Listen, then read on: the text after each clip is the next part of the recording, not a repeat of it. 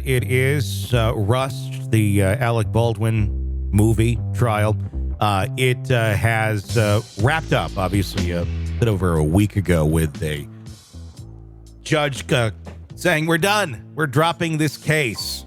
Two jurors involved in that case, which was dismissed, are now speaking out about the experiences and thoughts on the prosecution's case. Baldwin, the 66-year-old 30 Rock alum, faced criminal charges nearly 3 years after the fatal incident on the set of Rust that resulted in the death of cinematographer Halyna Hutchins and the injury of director Joel Souza.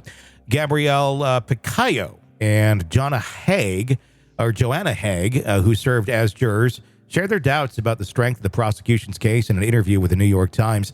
Their insight provides a deeper understanding of the case's dynamics and the factors leading to its dismissal. Johanna Haag was known as Juror Number 7, works in the advertising and marketing field, and she recalled the prosecution showing the jury emotional law enforcement footage of the aftermath of the shooting. Haag described Baldwin as looking shocked and stunned and so sad, which influenced her perception of the incident. Quote, as the week went by, it just didn't seem like a very strong case, Haag told the Times. Quote, it was clearly an accident. And the idea that there's anything purposeful or the idea that there was this grave carelessness that caused this didn't seem realistic to me. Similarly, Gabriela Picayo, a scientist who served as juror number 9, believed that Baldwin, as an actor, should not have been expected to have extensive knowledge of gun safety. She emphasized that Baldwin should have trusted the experts on set to ensure safety. Quote, I think he would have trusted the people, on the set to do their job, Picayo said. She also reflected on the conversation of Rust armorer Hannah Gutierrez-Reed for involuntary manslaughter. Quote, I'm still here. I'm still open to hearing and obviously trying to stay unbiased, she said, but I was starting to move towards the direction of thinking that this was very silly and he should not be on trial. Despite her initial leanings against convicting Baldwin, Picayo acknowledged that she, quote, wasn't presented with all the evidence, so I don't know what could have swayed me. The case against Baldwin was ultimately dismissed after his lawyer, Luke Nikias, argued that the prosecution had buried critical evidence, the evidence, ammunition discovered by a man named Troy Teskey, a friend of the father of the convicted Rust armorer, was not disclosed to the defense. At that point, I really started to feel sorry for Mr. Baldwin, Haag said. I thought, what's going on here? What's happening? The dismissal of the case came as a surprise to the jurors. They found out only after being sent home and receiving a text message from the court that the trial canceled. No, the trail. That read trail canceled. And the word trail misspelled. Trail canceled. Like, what? Okay. That would be an interesting one to get. Trial was misspelled on that. Probably an auto. You ever get that? I fucking hate autocorrect. It used to be good. I will say this. Autocorrect on iPhones 5-10 years ago used to be pretty solid. Now it's horrible. It's autocorrecting to pretty much the opposites of what you're trying to put in there is how I feel. See, I could argue with you on that because I'm just really happy that it doesn't change everything back to duck. I'm so ducking pissed about this.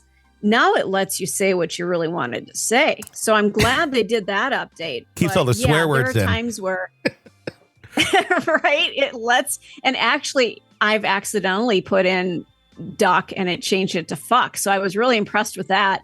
But one thing that it messes me up on, I'll say, are you busy right now? But for some reason, the way I type, it comes out, are you busty right now? See, this is what I mean. So who the fuck would say, are you busty right now? I mean, contextually, it doesn't ever make sense. It's like it has no relation to the other words as to what it suggests half the time. Well, it sure puts a smile on the recipient's face. I can tell you that. Oh, sure. Yeah, without a doubt. I agree there. But in terms of accuracy, that thing is not working. But interesting to hear some insight. I would. Oh, go ahead. I guess let me say what I was going to say. I would think somebody sending out a message to jurors would at least take a look and go, oops, that's wrong word. You'd think, because you had to put canceled in all caps, so you'd have to sit there and keep making sure that it's correct.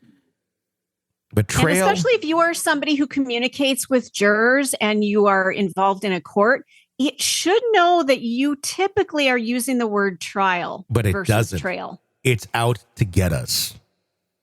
That's I think there's a conspiracy on the part of autocorrect to destroy lives. Well, I can tell you, Tony Bruschi, I can tell you that my phone constantly, when I'm trying to say like car, it comes out cat. So you can tell what I talk about the most. Interesting. So yours pays attention. I'm always to saying you. my cat's not working today, or I need to go put gas in my cat. Well, I would say probably within a year it'll all be used or all be generated through AI. So you just look at your phone and you say, "You want to say this?" Done.